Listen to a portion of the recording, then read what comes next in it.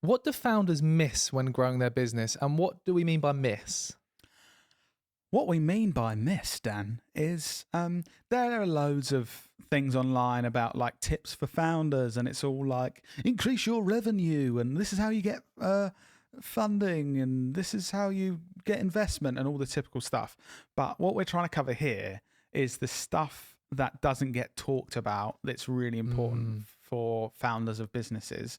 And I guess it's stuff from our experience and from like information outside where we've been like, oh yeah, that completely makes sense. No one talks about that, and it's really, really important. Yeah.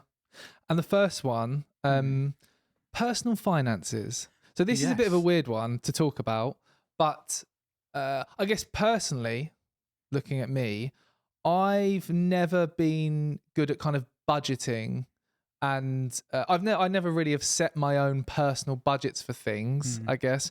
Whereas looking at you, I would now say that you are one of the best people at budgeting and really understanding your personal finances that I sort of know. Yeah. And I think it'd be interesting to dive into that. Like, why is that? And what's the backstory? And what can anchors take away from that?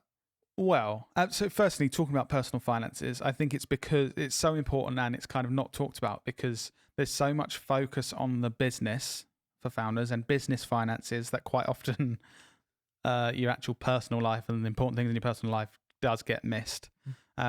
But avid listeners of, so all the anchors out there will know that Lloyd, don't know what I'm talking about, third person.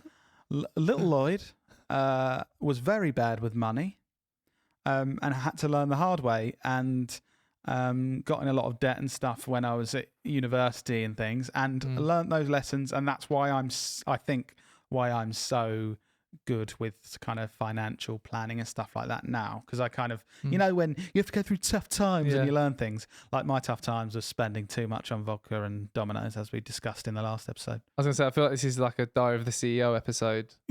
So that trauma, of being rubbish at finances, tell me how that impacted you, Lloyd, and what happened? Yes, that really did impact me. And I suppose as a takeaway for how I think founders can learn from what I do, something I mean, you might think this is really geeky and weird, but I have planned my finances on a massive spreadsheet until I'm 99. Wow. So I'll obviously go into a bit of detail in a minute and how this can help people. You might think it's weird, but I've been implementing a lot of processes and things in my personal life that take stress away from me, because I've been trying to look the last few years about how I can have a lovely, happy life with my family and not be stressed. And one massive stress, I think, for almost everyone is like finances and making sure that in your life, you and your family are financially okay. Makes sense. So really sad, but I've got a massive spreadsheet that covers every year from, I think I started it when I was maybe 28. I'm 33 now. And each year it's got what I plan in various categories, how much I plan to like save or invest or different things, what that will mean my net worth is, and how that will change over my life. And obviously that's designed to plan so I can retire hopefully at a good age where I'm still young enough to enjoy retirement if I want to, or kind of semi-retirement if I want to, and to make sure that financially my family is stable, and because I want to live a very long life, make sure that myself and my wife are financially stable until we're like 100 years old. Might not need it. Yeah. Do you want to know what I plan? Go on. So, that was a long gap for a podcast. So the different sections. So one is pension. So I plan what I want to put into a pension every year, and kind of work out if your pension got average returns like they have done in the past, how much will that pension pot will be worth. And I've kind of, when we were earlier in the business a few years ago, I was putting hardly anything into a pension, because if you're earning less, then there's not as much sort of spare finance to be like, yeah, let's just chuck that in a pension, because like, I need to pay my bills. So that makes no sense. Makes sense. But so that increases over my kind of career where I hope I'll be earning more. And if I do the right things, I'll have more earning potential as I get older and more experienced and the business grows. Property. So I planned in the last few years to buy a property that I live in. I'm not a landlord or anything. That I could add value to, and then sell. And I did that with my little bungalow. Yeah, I remember. So, I'll give you some data. Why not? Go on. Bought it for 207,000. Sold it 3.5 years later for 310,000. That's not bad, is it? And that allows me, with my personal finances, to buy a larger, more valuable property. And the whole reasoning behind that is the earlier in my life I could own a more valuable property, the more that will increase in value over time. So obviously property in the past, using past data, has always increased in value. So if I can manage to get, obviously I've got a mortgage, but get a property that's worth more, I should have more of those benefits of that property going up in value. So these different categories, is this something that you just came up with and thought logically, I want to plan for that? Or is there some kind of resource or model that you've based this on? I basically just, all the finance stuff I've learnt over the years from various books and stuff, everywhere, it seems like the most stress-free way to live is to do the right things and spread risk. So I've already spoken about my pension and my property. So right now I've got equity in my property, and I know if our business failed tomorrow, it won't. If I couldn't work for the next 5 years, I could support my family purely by selling my property for years. Yeah. So that's one way to spread risk. I'm like, I could not work for years at the moment because I've built up that equity in the property. The other thing is pension. So if my property is worth nothing, I'm going to have a pension pot when I stop working. So the other things going into it, crypto. Yeah. I'd say the most risky thing in all of this stuff, but I have a column for crypto. I add about 50 quid each month to this pot, and I've kind of planned on where I think that's going to go, but I honestly think it will probably be worth, by the time I'm in my 50s, it will either be worth 200,000 or about 2 quid. And I suppose with this pot, I'm open to either of those. Yeah. Like it's because it's so high risk. If I was putting any spare money so that I had into crypto and nothing else, I'd think, what a dickhead. Because so high risk. Like, either I'm going to have 10 million or nothing. But because, like I'm saying, I'm trying to spread risk, I personally believe it's more likely it will be worth 200,000. And then when I'm older, I can use that to support my family and live a nicer life. But risky. Yeah. So 50 quid a month going into that. Interesting. The other one, stock market. I'm putting £150 a month into the stock market. Just adding that up over time. And I've used on my spreadsheet the typical returns over the long period of what that will be worth when I'm older. Obviously things go up and down. I think currently I'm down on the stock market after all those years because we're had a kind of downturn. But unless the world completely changes and is different to the last 200 years, that will increase in value. It's a long-term thing, right? You're thinking... yeah. And then I've got the typical savings, money I'm putting in a savings account. Sometimes I can do it. Sometimes I can't because things are more expensive and I have to go to the dentist. And then the final section is our business. So over the years, and this is actually in my plan where the biggest kind of wealth builder in my lifetime, for my personal finances that I'm planning, I hope our business is worth more and can earn me more when we're older. And that's another column. Thank you for sharing that, Lloyd. That's okay. That's really interesting. For anchors listening that are listening to that thinking that sounds really good, what's the first step? Like, what is it this planning process that you've done? Or what's the easiest first step to actually start planning? Nothing is stressful if you have a plan. So I just take that to an extreme. And people might think it's sad, but I've planned my finances for my life. It's not all going to go to plan. But the first thing is, you might not want to put money in crypto or the stock market, but at least have a plan where you're like, I'm planning to put this much into my pension and my savings so that I have a plan for when I'm older that I'll be able to support myself and my family. I think where stresses come from money, and by the way, stresses come from money because a lot of things are shit and a lot of people have very tough situations they can't get out of. So I'm not naive to the fact of like the situation I'm in. I'm very fortunate of where we live in the world, very fortunate that our business journey's going well and all that kind of thing. So I'm not stupid, guys, by the way.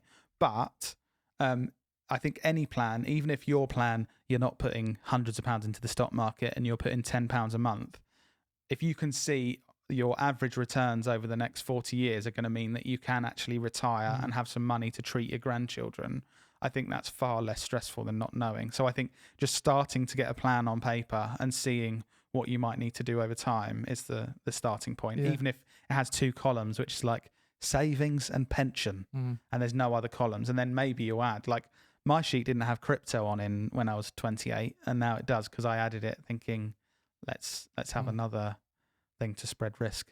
Probably adds more risk. Yeah. Oh, thanks for sharing that, Lloyd. That's okay. Sorry for talking loads. No, that was really interesting. So moving on to the second one, mental health. And this is a bit of a tough one, isn't it? Because again, I think it's a difficult topic to talk about. Yeah. But it is something that founders miss. Or, when you're really focused on your business, growing your business and trying to optimize it, you kind of don't think about your own mental health because you're so focused on... Well, that focus on growing a business takes focus away from other really important areas of your life. So like family and your partner and health, looking after yourself in lots of different ways, which can then have an effect on your mental health, I think. But what do you think, Dan? Do you find it challenging as a founder to kind of look after yourself, or is it something you think you're good at? I think a bit of both. I think there's a few key things in my life that I ensure I keep consistent, that I know impact my mental health in a positive way. One, exercise. That's something that I won't stop doing. Like I'll always figure out a way. Like even, for example, more recently, I've been taking my son to nursery every morning, the time I'd normally be at the gym.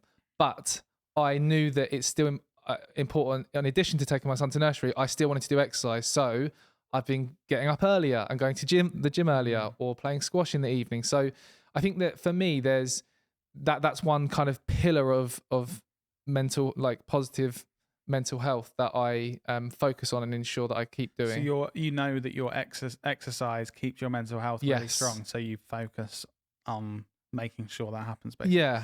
And how did you kind of realize that exercise has such an effect on your mental health? That's a good question. I guess it's the over years of doing exercise, it's the positive feelings after doing exercise, and also like just realizing how much of a better mood I'm in throughout the day and how much more energy I've got. Like, it's completely different if I've gone to the gym or exercised in the morning and I come to work. Just the how positive I am, the way I think about things is just completely different to if I haven't done that. And so it's that positive feedback loop of like, I exercise, I know that my mental health's good, I feel positive, I have energy, all that stuff. So you're like, like the Pavlov's dog or whatever, the bell rings. Yeah, give me more of that. Happens, you're like, going to the gym. Yeah, exactly. Another one is sleep. And I think like something that's like an action that I've taken that's been incredibly positive for my mental health as a whole is investing in a Whoop band. That we did an episode on this, episode 129, how buying a fitness tracker changed my life. Definitely worth listening to that. I think this fitness tracker has helped the different elements of my life, helped me track how I'm performing in the different areas of my life that impact my mental health in a positive way. So being able to track that data, again, it's that feedback loop of, oh, I didn't sleep as well that night because of this, and it's shown up as a negative red number on my tracker. I'm going to change that, and I completely agree with that. And I think it's with the Whoop band, it shortens the feedback loop. So whereas I think it's taken me years to really link less sleep on like worse mental health and not doing as well in a number of areas of my life, Now, like literally in the morning, you see, oh, I've had less sleep. You feel like, I'm being less productive. I don't feel as happy, stuff like that. And then within 24 hours, you're like, well, I want to get good sleep again. I think those lessons do take weeks, months, and years, whereas it shortens that feedback loop. I really, really agree with that about sleep. What about you? I think, so I want to caveat this to say, obviously, people have really complex mental health issues, and for some people, there's not much that they can do, and it's something that is a real struggle to deal with. Outside of that caveat, I do honestly think, and this is dodgy subject material, but I think most people have a bigger impact, can have a bigger impact on their mental health than they think they can. I think over the years, I've seen small things I've changed and reflected on the massive positive impact it's had on my mental health. And I guess I want to spread that message that I know some people it's much more complex, but I think I've experienced changing things in my life and it having a huge effect on my mental health. What are those things? Tell us. I just wrote, right, this is just a list. Yeah, okay. But this is how random the different things I've seen over time. Some of this as well, by the way, I'm a massive data nerd, is based on like data from devices I use and my Whoop banner stuff. But these are all things that I know have had a positive effect on my mental health in recent years. Go on. Eating less processed food. Doing something every day that feels like I've achieved something. And by the way, yesterday it was sanding a door frame. So like little things that you just, it's like a little mental tap on the head, like, good job, buddy. Yeah. And that I've worked out now. That has a massive effect. It could be raking some leaves. I jet washed my pate the other day and got that feeling. It's absolutely mental that like that can have such a, and it might be if you're not feeling good and that currently you're just scrolling TikTok and just laying in bed and feeling a bit rubbish, like just something productive. Be like, I'm going to wash my car. You'd think, why would that help my mental health? It's freezing outside.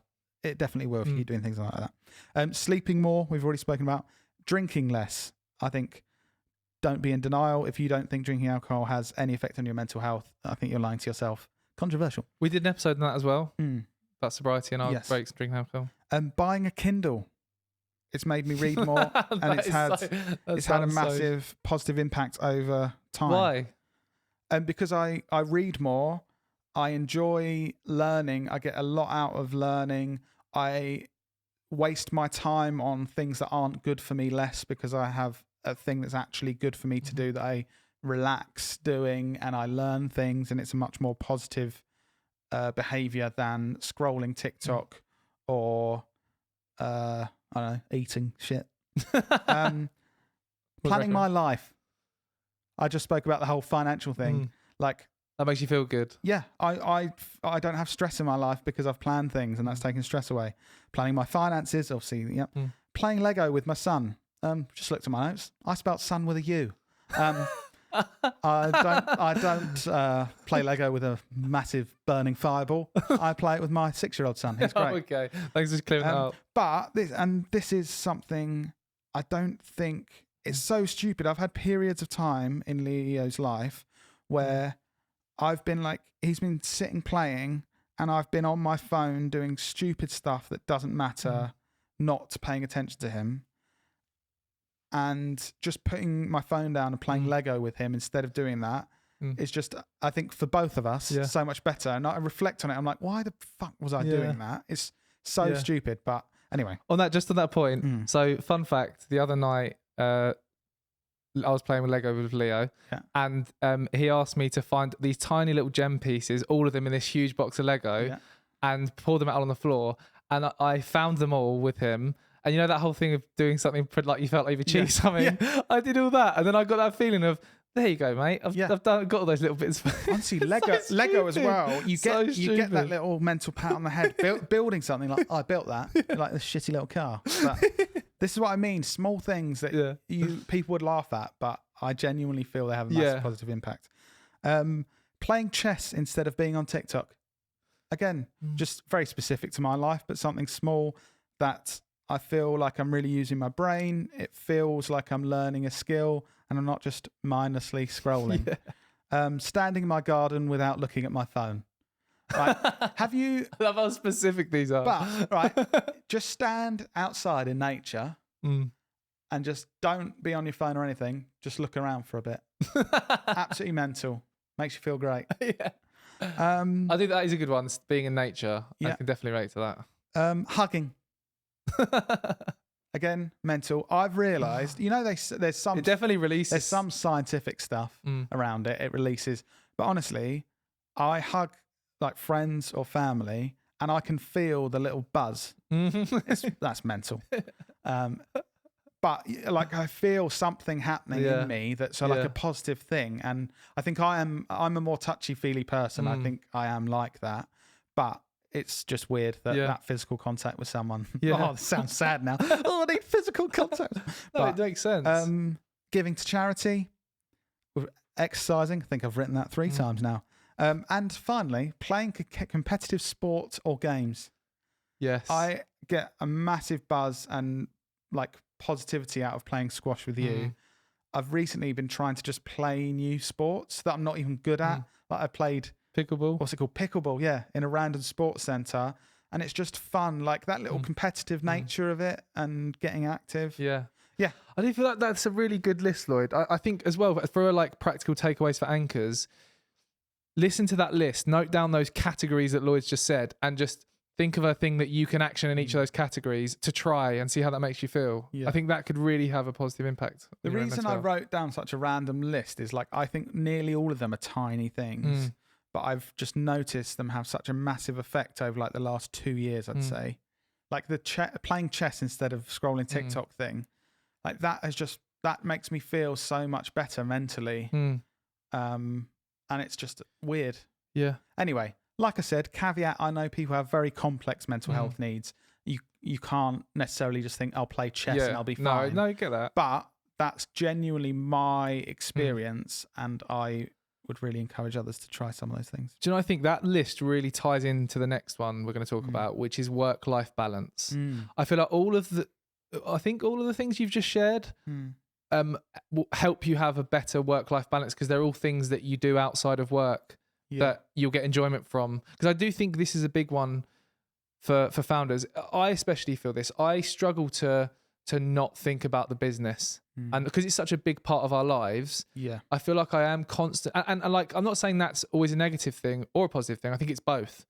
I think I get excited about growing this business and working on growing the business and working with you and working with the team and creating content and all these things, which means I think about it a lot. But also on the negative side, I think about negative things that happen and critical things, all constantly analysing, how can we do better? How can we do better?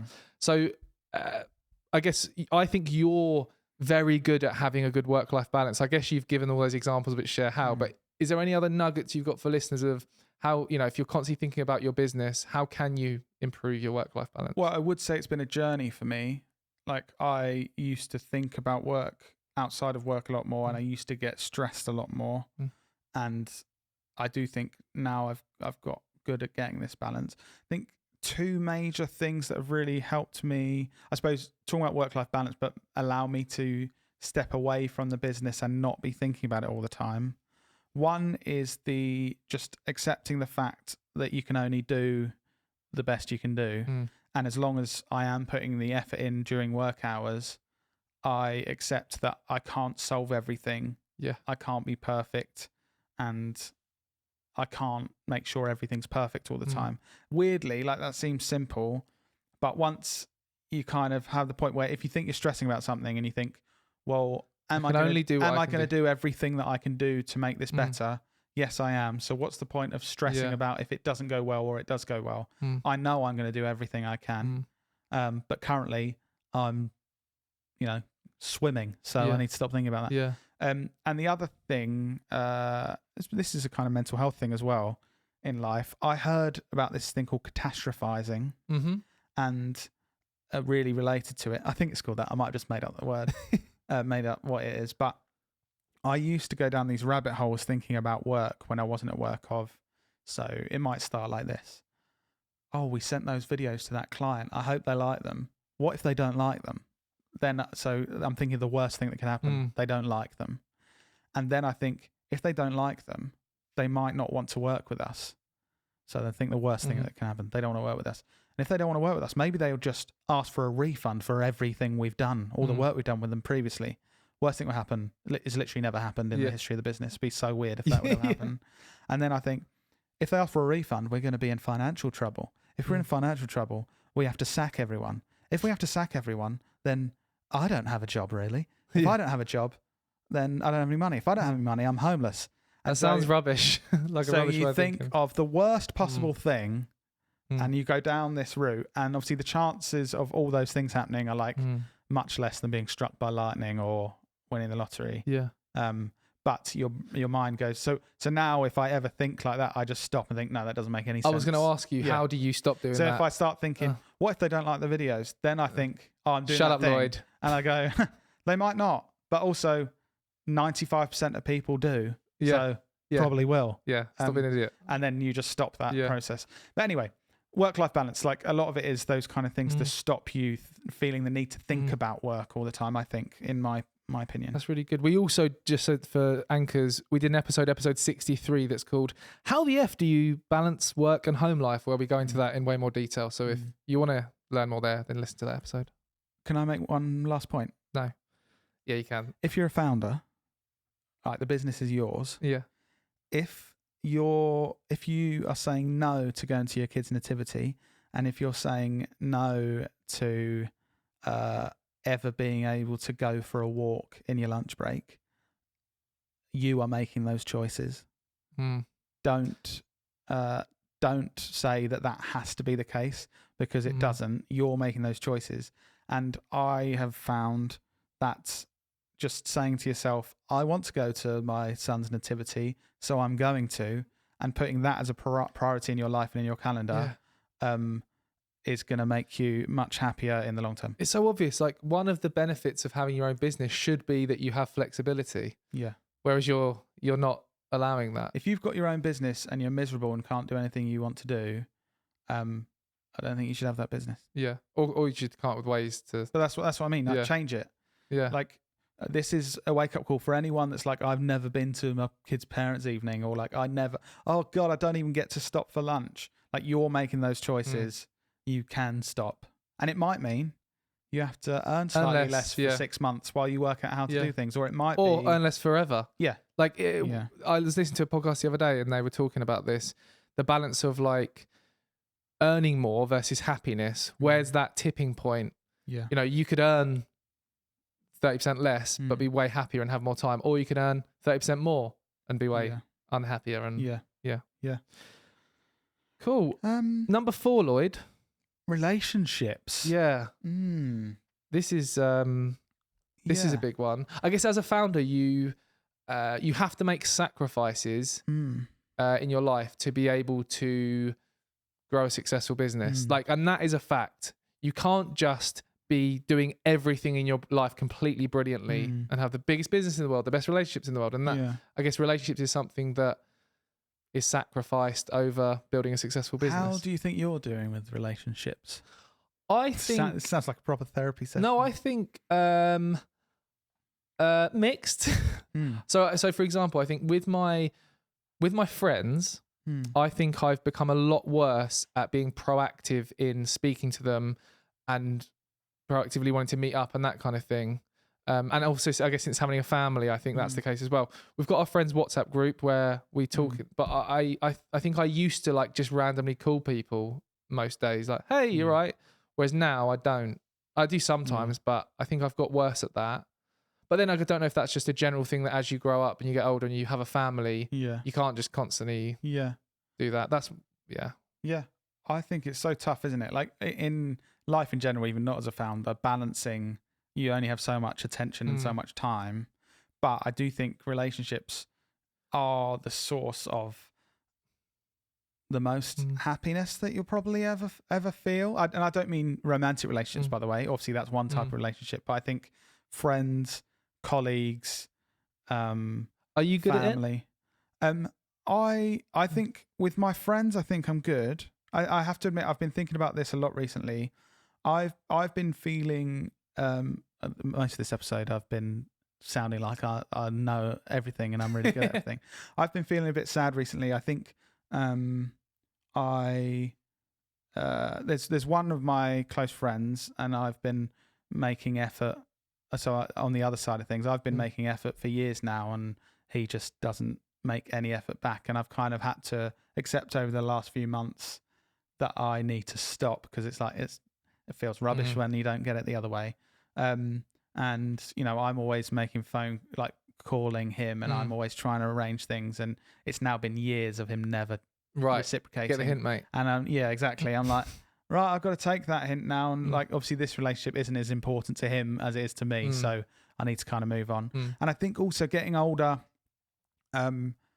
like some friends I do have less in common with, and I think it's and over time having less and less in common with, I think that's quite hard as you get older, where you've had good friends and then gradually some of them you drift might apart. have less in common with and drift apart. But I suppose what I'm trying to think about is knowing how important relationships are, making sure like I nurture the good ones and the ones that can get stronger, and people I really like spending time with and that seem to like spending time with me.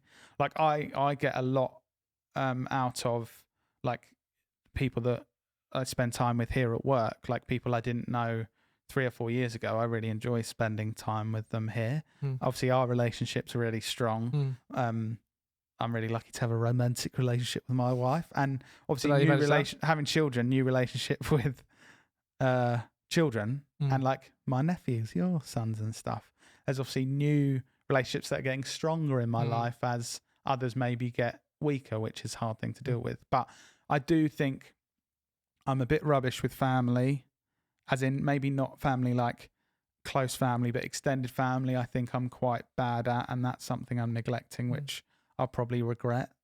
Sounds rubbish, doesn't it? Do something about it then, mate. Yeah, right. But finances plan till I'm 99. So I'm perfect, really. Yeah. But yeah, I suppose we've kind of talked through the challenges of it, but I think we both know that with relationships, you have to put time and effort in if you want them to stay strong. Yeah. So I think we both need to do that more. Yeah. No, good point. Should we do that? Yeah. Okay. Shall we finish with one more? Yeah. Okay. What do you want to finish with, Dan? I don't mind. Let's go with the final one, which we've touched on, but I think is incredibly important. Like I mentioned, is health and wellness. Like I said, I think it's one of the core pillars for me personally through my experiences. Diet and exercise. I guess they're the two key things that I've really focused on that have had one of the biggest positive impacts on my mental health. So you've stopped putting those big things up your bum that will give you medical issues, haven't you? Yes. Yeah, I stopped doing that. Yeah. Puts a lot of unnecessary pressure on the NHS as well when you keep turning up. Another Fanta bottle? You are such a bellend. Yeah, so focusing on your health is important, not putting things at your bum. Yes, I'm sorry. I took that off the rails a bit there, didn't I? But I completely agree. I know we touched on stuff. I've recently had issues. I had a health report back that said I had high blood pressure and high cholesterol. That's rubbish when you're in the 30s, but really changed my diet, and it's so stupid and it seems so simple, but I changed my diet to be much healthier and I feel so good. Yeah. And it's like, Lloyd, you fucking idiot. Yeah. Like, oh, what a surprise when you don't eat processed shit and you eat lots of fruits and vegetables and things and feed your body what it needs to live. Rather than Domino's and vodka like at uni. No, I haven't had those for a while. But I know firsthand from like the last month where I've had a drastic change in my diet. I've been good at exercise for quite a long time, but diet, and immediately I feel so much better, so much more energy, and so much more energy to go into the business as well as my relationships and stuff. I've noticed that you've really improved that. What, for anchors listening, what was the turning point? Because I think you've been trying to work on your health and fitness and stuff for years. I think recently it's been the best it's ever been from an outsider's perspective, and how motivated you are to focus on it. What made that happen? And tell the anchors so that they can learn from that. I noticed, we've spoken about weight bands a lot. Yeah. On my weight band, I had an extremely low heart rate variability, which is something that they focus on as a indicator for health. And I went to my doctors a lot. I was quite concerned about this. I was looking at it, and it's like the average for someone in their 60s or something. And I was thinking, well, that's definitely not good. And went to doctors. All the doctors kept saying, "You are so healthy," and I was like, "No, definitely not. There's something not right here." And so I went for proper blood tests and stuff. And as I said, I got that like physical report saying you have high blood pressure, you have high cholesterol on paper. Basically, things that will shorten my life if I don't change. And seeing that written down was enough of a shock to like it again, so stupid that these aren't linked. It suddenly linked what I'm eating and drinking with the health of my body. That's so simple, obviously. But on paper, saying that, like things that would shorten your life, then really woke that up of like, oh, that has a direct effect. I can see the data. Now I'm going to change it because I want to live a long, healthy life. So track, I guess, doing something to like that health check or even the Whoop band. But even getting a Whoop the band, data showed you. If you see that you're like, you can see other people your age, you can join groups of like people in their 30s or there's even a small business owner group. See where you stuff rank. Like that. You can see where you rank and see if you see that you're in the bottom 20%. I think that's a bit of a wake up call to be like, what? My fitness is in the bottom 20% of people the same age as me. That it's like on paper, not on paper because you're not a boomer, but on screen, it says you're not as healthy as you should be, and it's having effects on your body.